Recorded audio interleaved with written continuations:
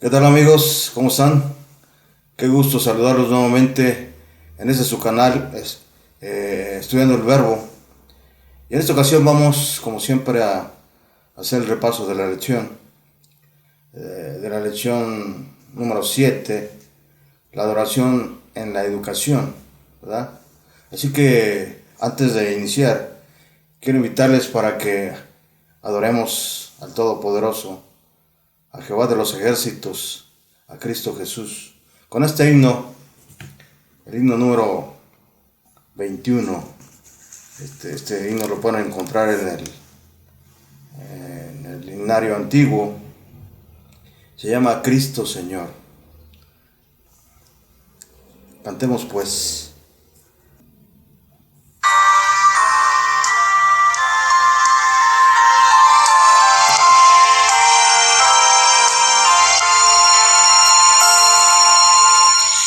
Cristo Señor, mi Dios y Salvador,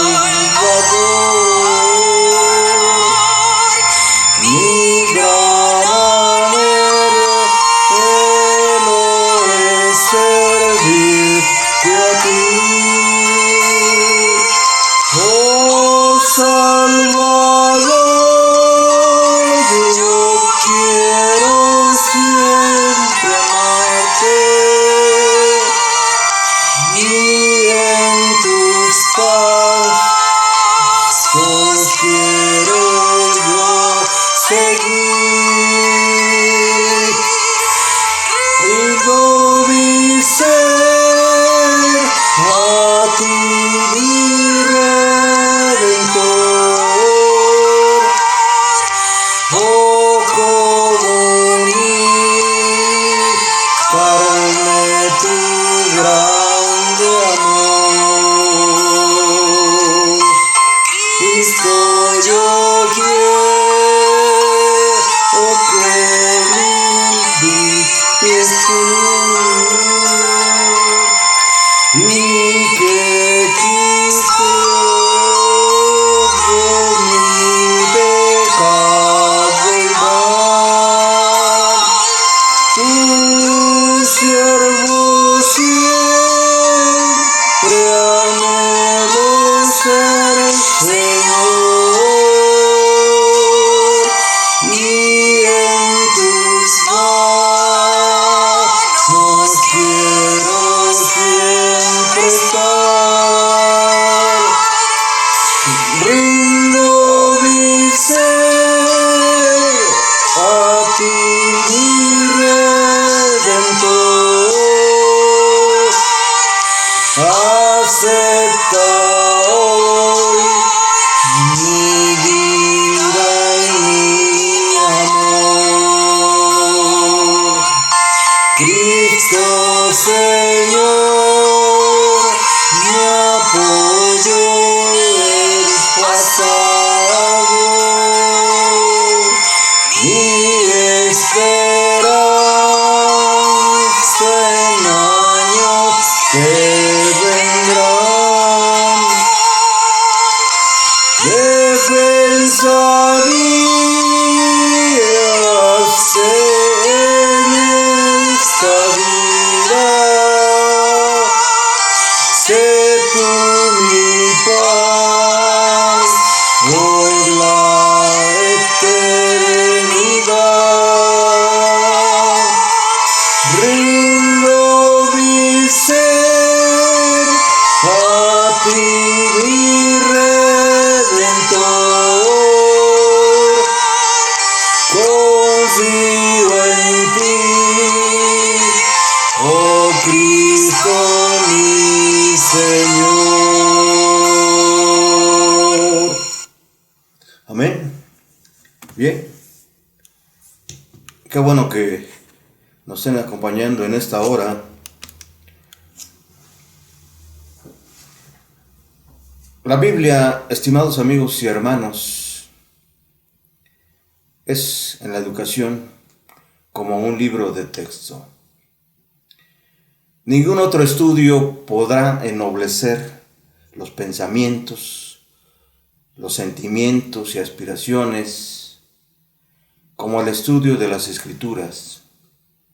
Esta sagrada palabra es la voluntad de Dios revelada a los hombres. En ella podemos aprender lo que Dios espera de seres creados a su imagen. En ella aprendemos cómo mejorar la vida presente y cómo asegurarnos la vida futura. Ningún otro libro puede satisfacer los interrogantes de la mente y los anhelos del corazón. Al obtener conocimiento de la palabra de Dios y al obedecerla, la gente podrá elevarse de las más abyectas profundidades de la ignorancia y degradación y convertirse en hijos de Dios, compañeros de los ángeles sin pecado. Esto dice Elena G. de White en su libro Testimonios para la Iglesia, tomo 5, página 23. Además de eso, sigue diciendo, constantemente Satanás procura apartar de la Biblia la atención del pueblo. Y esto es muy peligroso, ¿verdad? Las palabras de Dios, dice ella, a los hombres que debieran recibir nuestra atención prioritaria, son despreciadas por las declaraciones de la sabiduría humana. ¿Cómo podrá aquel que es infinito en poder y sabiduría soportar así la presunción e insolencia de los hombres?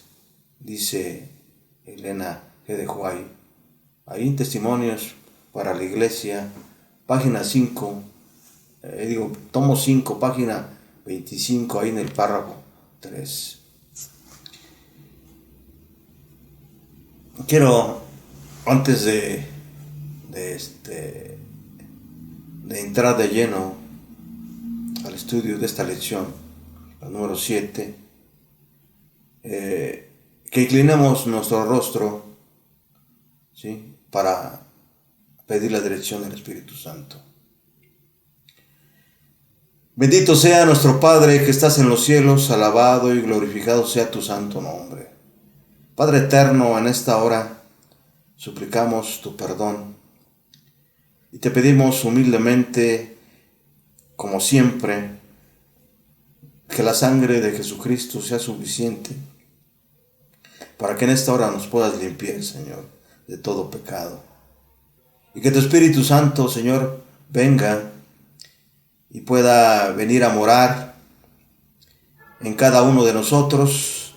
Te pido por los que en esta hora nos están oyendo, para que tú, Padre eterno, toques su corazón y puedan aceptar tu palabra. Y que, Padre eterno, que tu iglesia pueda recibir esta lección como un mensaje de amor, un mensaje de misericordia y de gracia, y que tu Espíritu Santo pueda seguir haciendo esa obra tan especial en nosotros. Gracias por todo, Padre eterno. Queremos tu dirección en esta hora, porque en Cristo Jesús te lo suplicamos humildemente. Amén. Amén. Quiero invitarles para que juntos vayamos a la palabra de Dios en el libro de Primera de Crónicas. Primera de Crónicas.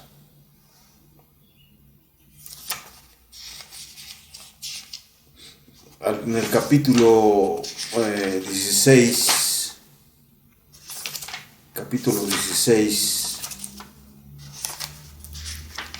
el versículo 29. Primera de Crónicas, capítulo 16, versículo 29.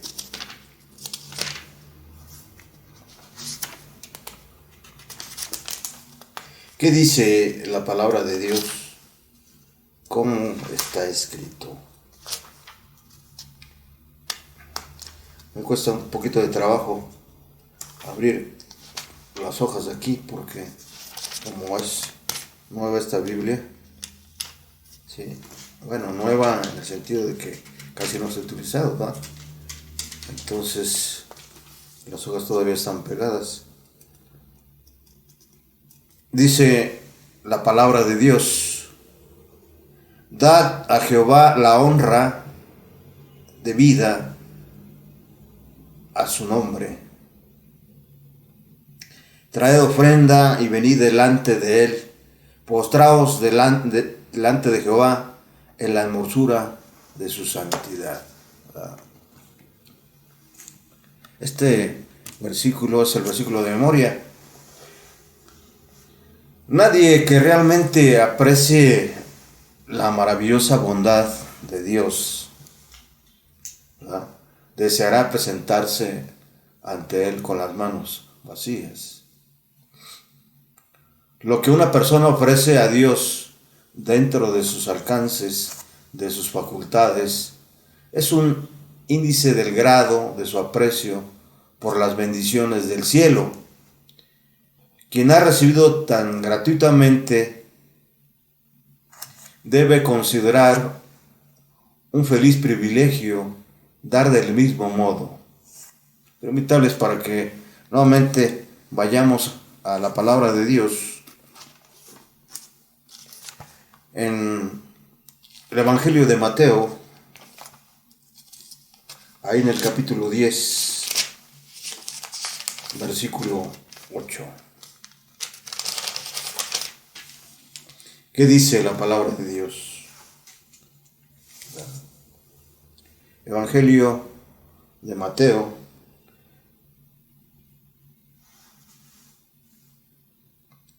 en el contexto de esta que acabamos de mencionar, la palabra de Dios nos menciona, ¿sí?, como por la gracia y misericordia de Dios, Jesús da ese poder a sus discípulos para que hagan pues la obra, ¿verdad? Por eso dice ahí: sanad enfermos, limpiad leprosos, resucitad muertos, echad fuera demonios, de gracia recibiste, dad de gracia, ¿verdad? Necesitamos nosotros meditar, ¿sí?, en estas palabras de Cristo, ¿verdad? El poder que nos da Dios y cada una de las bendiciones tienen un propósito, ¿verdad?, que nosotros podamos también ser bendiciones o ser bendición para otros que la necesitan, ¿verdad? Ahora, en relación a la adoración, ¿sí?, que debemos a Cristo, a Dios, ¿verdad?, el verdadero culto es bello y santo, ¿verdad?, usando vestiduras sagradas. Los sacerdotes ministraban en un ritual de culto bello e impresionante. Pero la belleza de la forma y del símbolo no es una demostración adecuada de la hermosura de la santidad. Debe entenderse el término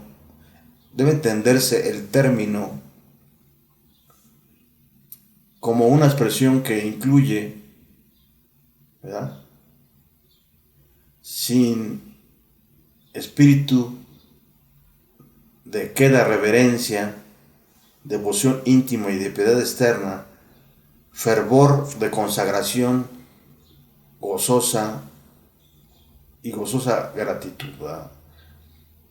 Ni en el cielo ni en la tierra puede haber una belleza mayor que de la verdadera santidad, ¿verdad? La casa del santuario para la familia y la cámara o el huerto, el lugar más retraído para el culto individual, ¿verdad? Pero la iglesia es el santuario para la consagración. Repito, la casa es el santuario para la familia, ¿ah? Y la cámara o el huerto, el lugar más atraído para el culto individual. Pero la iglesia es el santuario para la manera, para la congregación, ¿verdad? Pero la iglesia es el santuario para la congregación. Debiera haber reglas respecto al tiempo, el lugar y la manera de adorar. Nada de lo que es sagrado, nada de lo que pertenece al culto de Dios debe ser tratado con descuido e indiferencia, a fin de que los hombres puedan tributar mejor las alabanzas a Dios. Su asociación debe ser tal que mantenga en su mente una distinción entre lo sagrado y lo común. Los que tienen ideas amplias, pensamientos y aspiraciones nobles son los que sostienen entre sí relaciones que fortalecen todos los pensamientos de las cosas divinas. Felices son los que tienen un santuario, sea alto o humilde, en la ciudad o entre las escarpadas cuevas de la montaña, en la humilde choza o en el desierto. Si es lo mejor que pueden obtener para el Maestro, Él santificará ese lugar con su presencia y será santo para el Señor de los ejércitos. Cuando los adoradores entran en el lugar de reunión, deben hacerlo con decoro, pasando quedamente sus asientos. Si hay una estufa en la pieza, no es propio rodearla en una actitud indolente y descuidada.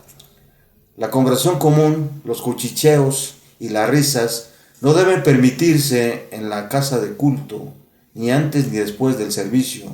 Una piedad ardiente y activa debe caracterizar a los adoradores. Esto dice Ellen G. de White, nuevamente ahí en su libro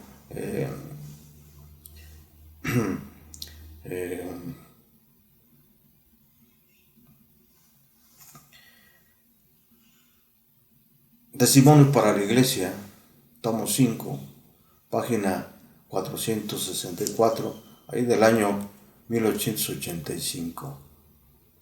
Ahora, la palabra de Dios, ahí en el libro de Miqueas, pregunta: ¿robará al hombre a Dios? ¿Robará el hombre a Dios? Esto tiene que ver con las ofrendas, dice Ellen G. de White, voluntarias y el diezmo, que constituyen el ingreso para el Evangelio. Dios pide cierta porción de los recursos confiados al hombre. Un diezmo, pero deja a todos libres para decir cuánto es el diezmo. Si ellos quieren o no dar más que esto, ¿verdad?, han de dar según se proponen en su corazón. Pero cuando el corazón está conmovido por la influencia del Espíritu Santo y se ha hecho un voto de dar cierta cantidad, el que hizo el voto ya no tiene derecho sobre la porción consagrada. Hizo su promesa delante de los hombres y ellos son llamados a atestiguar la transacción. Al mismo tiempo, incurrió él en una obligación de carácter más sagrado para cooperar con el Señor en la edificación de su reino en la tierra. Una promesa así hecha a los hombres sería considerada ineludible. ¿No son más sagradas e ineludibles las promesas hechas a Dios? ¿Son las que juzga el tribunal de la conciencia menos válidas que los contratos hechos con los hombres? Pregunta Ellen G. de White, ahí nuevamente en su libro Testimonios para la Iglesia, tomo 5, página 139. En cierta ocasión, Dios mostró ante Ezequiel a los ancianos de Israel adorando imágenes de reptiles y a las mujeres adorando a Tamuz y a los sacerdotes adorando el sol. Esta adoración era una adoración sin duda pagana,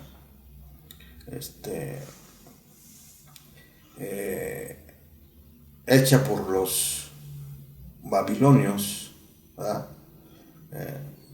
Esto podemos constatarlo ahí en Ezequiel 8, ¿verdad?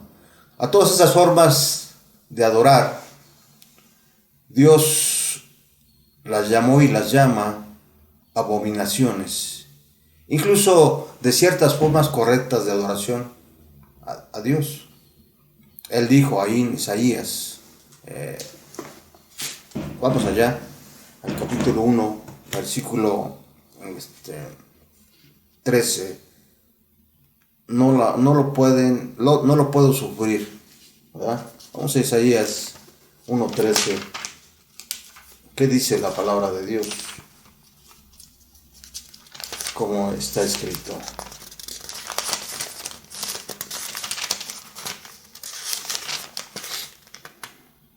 Dice: no me traigan más vana ofrenda.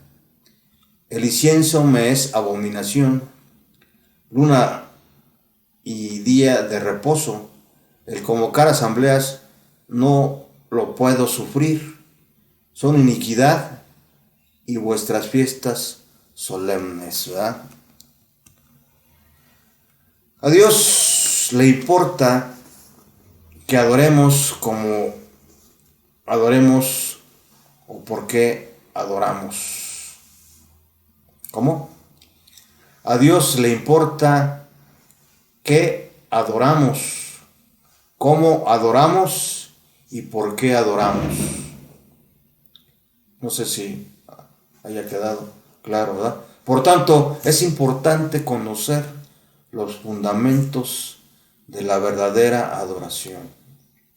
Y es por eso que en esta lección vamos a ver, como siempre, 5 aspectos de la adoración en la educación, ¿verdad? 5 aspectos que nos van a ayudar a entender mejor la adoración en la educación. La adoración en la educación. Así que vamos a ver entonces el primer aspecto en esta hora. ¿Sí? Vamos a ver primero que nada qué es lo que nos motiva a adorar. Es decir, los motivos de adoración. ¿Sí? Vamos a ver 5 aspectos, pero de una vez voy a mencionarlos. Vamos a ver también educar en la adoración, la forma de cómo adorar, el contenido de nuestra adoración y por último la falsa adoración. Primeramente vamos entonces a qué nos motiva a adorar. Y vamos a poner así esta cita que se encuentra, vamos a leer esta cita que se encuentra en Salmos 84:2. Salmos 84:2.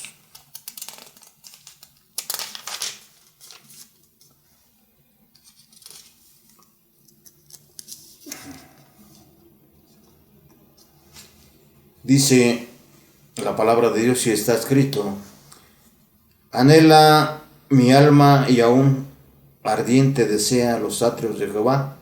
Mi corazón y mi carne cantan al Dios vivo. ¿Cómo? Anhela mi alma. Ya de entrada el salmista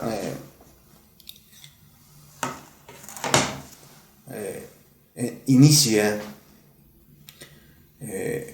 esta cita con algo que proviene de lo más profundo del ser. Y aparte hay un deseo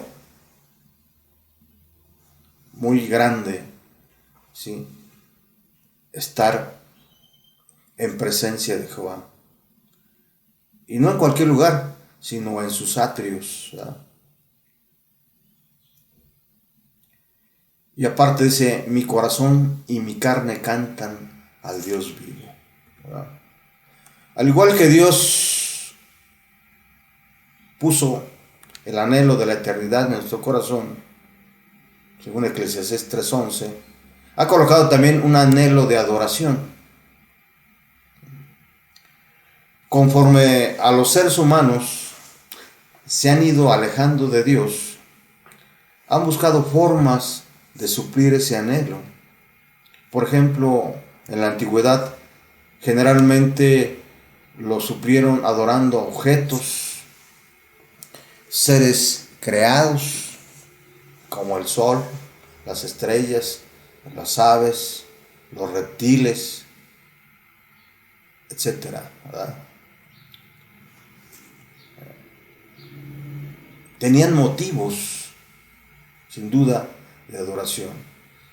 En la actualidad, este anhelo toma formas de adoración más sutiles. Por ejemplo, el dinero, el poder, el sexo, deportistas de élite, cantantes, líderes políticos o espirituales, o a nosotros mismos, ¿verdad? A nosotros mismos.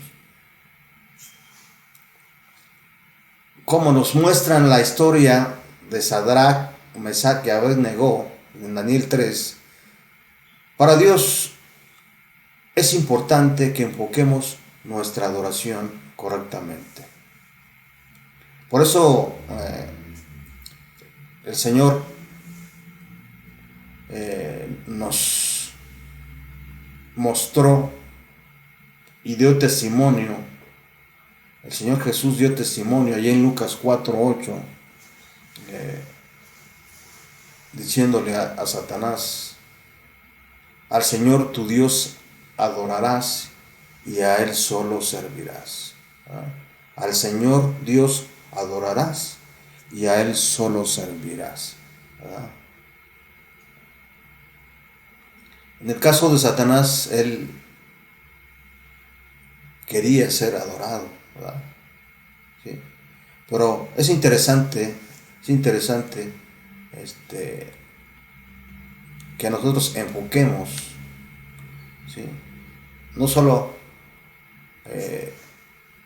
el motivo que tenemos, ¿verdad?, para adorar, sino enfoquemos también, ¿sí?, la adoración al verdadero Dios, al Señor de los cielos, al Rey del universo, aquel que creó los cielos y la tierra, ¿verdad?, como dice el libro de Génesis.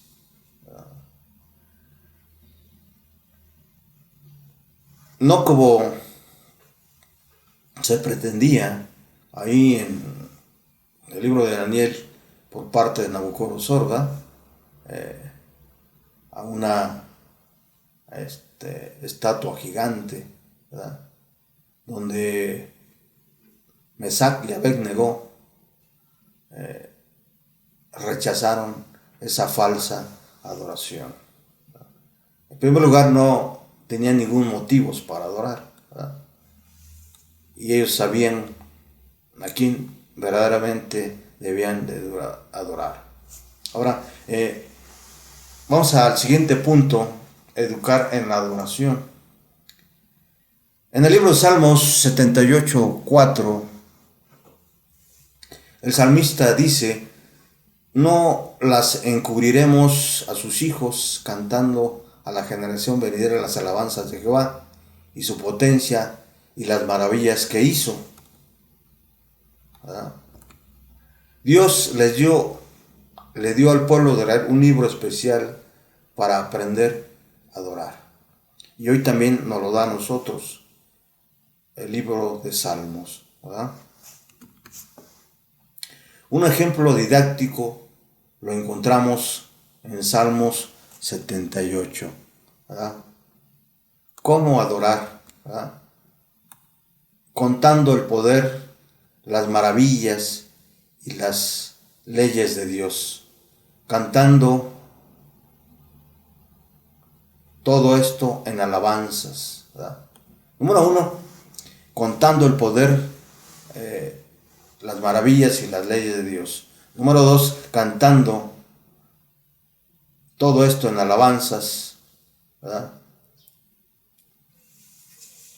¿Y con qué objeto debemos de adorar? ¿Con qué objeto? Primero, ¿cómo adorar? Ya vimos. Número 1, contando el poder, ¿verdad? Las maravillas y la ley de Dios. Número 2, contando todo esto en alabanzas. ¿Con qué objeto? Que las generaciones futuras conozcan a Dios y lo alaben. Que no cometan los errores de sus antepasados. ¿Qué conseguimos con esto? Número 1, confianza en Dios. Número 2, obedeciendo a los mandamientos. Número 3, evitar la rebeldía. Número 4, fidelidad. Número 5, guardar el pacto. Y número 6, permanecer unidos a Dios, ¿verdad? Educar en la adoración, ¿verdad? Son 3 aspectos que debemos de tomar en cuenta, ¿verdad? ¿Cómo adorar? ¿Con qué objeto? ¿Y qué se consigue? ¿Sí? En la educación, ¿sí? En la adoración. Pasamos al siguiente punto. ¿Cómo adorar? El encuentro de Jesús con la samaritana tiene una enseñanza muy importante. La samaritana tenía una idea de cómo adorar, una idea más o menos buena, pero Jesús la centró y le dijo la forma correcta de adorar. Vayamos a al Evangelio de Juan, capítulo 4, versículo 24. ¿Qué dice la palabra de Dios? ¿Cómo está escrito? Juan, Evangelio de Juan,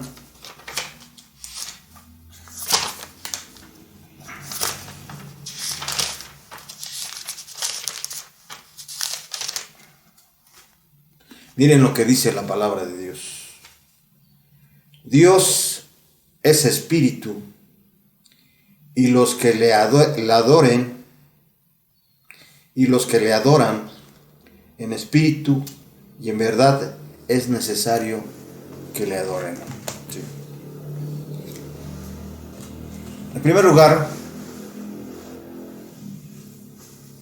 le dijo a la samaritana que Dios es espíritu. No es una estatua, no es un ídolo, ¿verdad? Dios es espíritu. Hay una verdad muy clara, ¿sí? Y no solamente para la samaritana, sino también para la iglesia y también para el mundo. Dios es espíritu, ¿verdad? Y los que le adoran, en espíritu y en verdad, es necesario que le adoren, ¿verdad? Algunos solamente adoran en espíritu y en verdad no. Es decir, ¿verdad? La palabra de Dios nos muestra, sin duda, la forma correcta de cómo adorar a Dios en verdad, ¿verdad?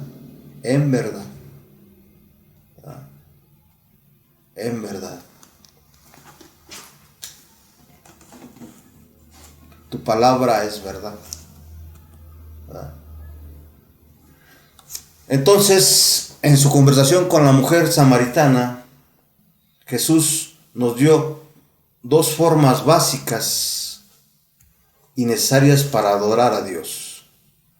En espíritu, ¿sí? Donde nuestra adoración surge de nuestro amor a Dios y de una experiencia personal con Él. Es el fruto de la obra del Espíritu Santo, ¿verdad? Nadie puede adorar a Dios si el Espíritu de Dios no mora en esa persona, no mora en esa iglesia, ¿verdad? De acuerdo a lo que dice Pablo ahí en Efesios 2:18, ¿verdad?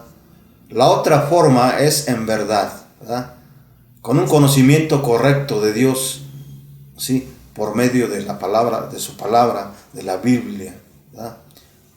Y de lo que Él requiere de nosotros, ¿sí? De acuerdo a Juan 4:22. Vayamos rápidamente a esta cita que tenemos ahí casi ahí mismo. Dice, vosotros adoráis lo que no sabéis. Nosotros adoramos lo que sabemos, porque la salvación viene de los judíos. La idea que muchas veces se tiene de cómo adorar a Dios, muchas veces es incorrecta. Solamente el conocimiento correcto de Dios, que viene a través de su palabra y de lo que Él requiere de nosotros, es la forma como debe uno adorar a Dios. Es decir, la verdadera adoración surge pues como el resultado de conocer y obedecer a Dios, ¿sí? Y del estudio de las verdades reveladas acerca de Dios. Ahora, el contenido de nuestra adoración. Nuevamente el salmista, ahí en Salmos 29:2, miren lo que dice: dad a Jehová la gloria debida a su nombre, adorar a Jehová en la hermosura de su santidad. Una de las escenas de adoración más alegres la encontramos en Primera de Crónicas 16. David danzaba alegremente ante el arca y distribuía viandas entre el pueblo. Para David no podía haber mayor motivo de júbilo que adorar a Dios en su santuario, ¿verdad? Salmos 84:2. Y es que en el santuario encontramos el verdadero contenido y razón para nuestra adoración.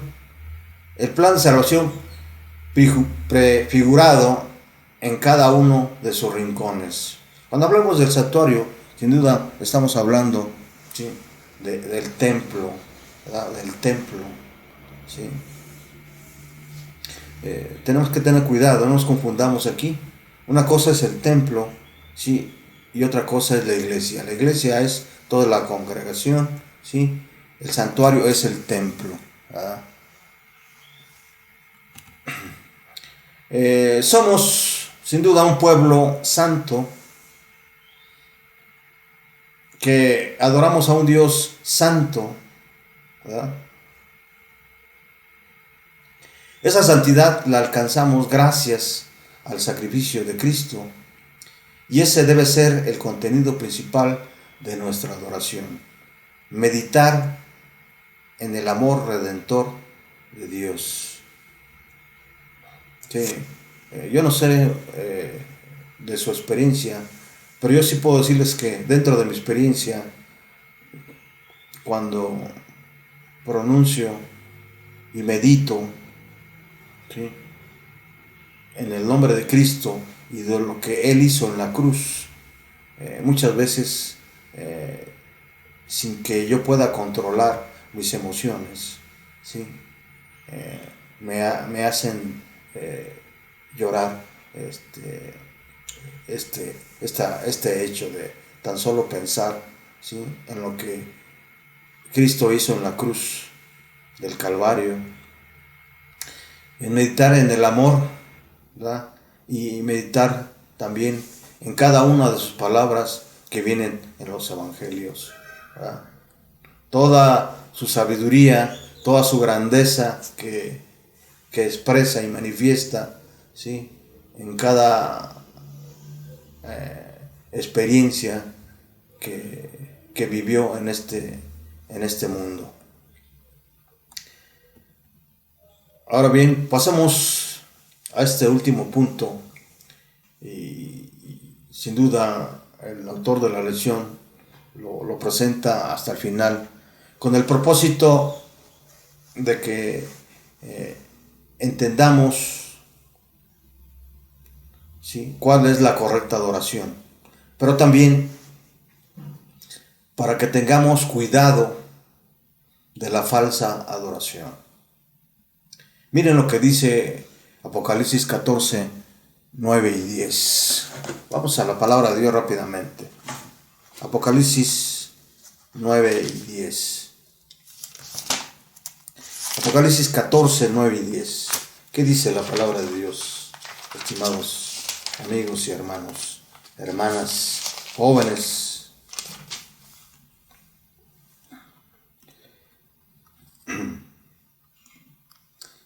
...14, 9 y 10.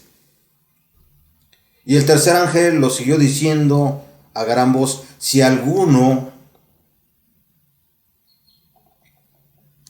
Es importante que podamos leer esto que dice al principio.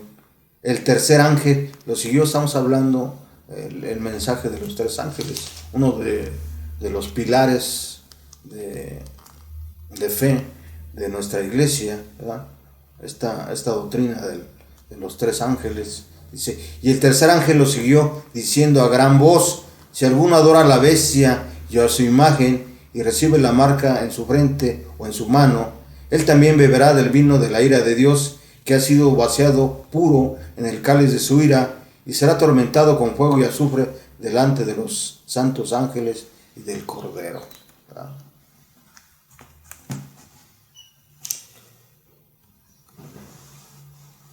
Algunos comentaristas de la lección de escuela sabática muchas veces resumen, ¿sí?, esta cita que se encuentra ahí en Apocalipsis 14, 9, 10. Solamente ponen: si alguno adora a la bestia y a su imagen, será atormentado con fuego y azufre delante de los santos ángeles del Cordero. Y se olvidan de citar el resto de lo que dice toda la cita completa, ¿verdad? No sé cuál sea el propósito, ¿verdad? Pero desde mi punto de vista es importante citar completa toda esta cita, ¿verdad? O leer toda esta cita de manera completa, para que no nos olvidemos que el mensaje de los tres ángeles, ¿sí?, es parte distintiva, ¿sí?, de nuestras creencias delante o con respecto, ¿sí?, a otras denominaciones. Como los fariseos de antaño, según Marcos 7, del 1 al 13, el hombre actual ha buscado muchas formas sutiles de adoración basadas en filosofías y en pensamientos humanos, ¿verdad? Esto no es un tema baladí. Antes de la segunda venida de Jesús, sin duda la adoración dividirá al mundo en dos partidos: los que adoran a Dios según Él desea y los que no, de acuerdo a Apocalipsis 13. Evidentemente, Dios acepta la adoración sincera, realizada en forma incorrecta, cuando el adorador no tiene mayor conocimiento, ¿verdad? Vayamos, o quiero que me acompañen a Hechos 10:34, Hechos 10:34 y 35. Hechos 10:34 y 35.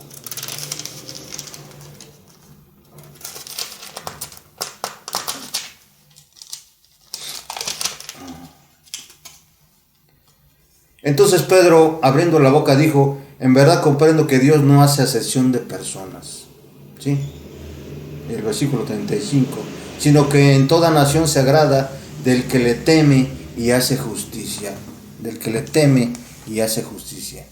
Entonces, Dios considera, Dios acepta la adoración sincera, ¿sí? Aún realizada en forma incorrecta, cuando el adorador no tiene mayor conocimiento, ¿verdad? Cuando solamente en esa condición, ¿verdad? Pero Dios merece la mejor y más perfecta adoración que podamos darle. De ahí la importancia de educarnos correctamente en la verdadera adoración, ¿verdad? Termino con esta cita del don profético, ¿sí?, que fue depositado, ¿sí?, en la persona de Elena G. de White, en su matinal del 8 de octubre, en lugares celestiales. Miren lo que dice ella: nuestra casa de oración podrá ser humilde, pero no por eso será menos conocida por Dios. Si adoramos en espíritu y en verdad, y en la hermosura de la santidad, ella será para nosotros la misma puerta del cielo. Interesante, ¿verdad? Ella será la misma puerta del cielo. El lugar, ¿verdad? No importa lo humilde que sea el lugar donde adoremos, ¿verdad? Si adoramos en espíritu y en verdad y en la hermosura, ¿sí?, considerando la importancia, ¿sí?, que tiene Dios, ¿verdad?, como nuestro creador, ¿verdad?, como nuestro salvador, ¿verdad? Sigue diciendo ella será para nosotros la misma puerta del cielo. Cuando se repiten las asombrosas lecciones de las obras de Dios y cuando la gratitud del corazón se expresa en oración y canto, ángeles del cielo inician una melodía y se unen en alabanza y agradecimiento a Dios. Qué interesante, ¿no? Sí, cuando estamos adorando de una manera correcta, cuando estamos adorando en espíritu y en verdad y en la hermosura de la santidad, no solamente el lugar será para nosotros la misma puerta del cielo, sino también ángeles se unen en alabanza, se unen a nosotros en alabanza y agradecimiento a Dios. Esto dice Elena G. de White en Lugares Celestiales del 8 de octubre. Hemos llegado al final de esta lección.